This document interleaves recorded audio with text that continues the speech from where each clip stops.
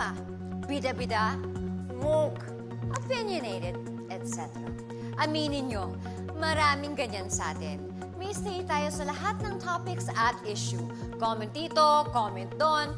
This has become our favorite pastime. I agree. Pero okay lang yan, as long as healthy ang palitan natin ng POV. We are here to listen. Papakinggan natin ang POV ng mga tao.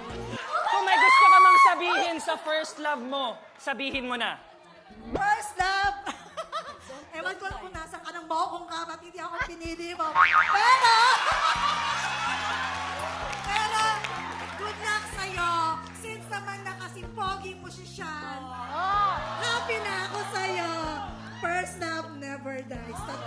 Pero ginawa nating mas exciting ang POV ng mga tao.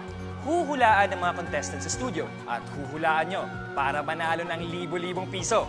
Naniniwala ba kayong first love never dies? A. Oo. B. Hindi. Ako, sinagot ko ay letter A.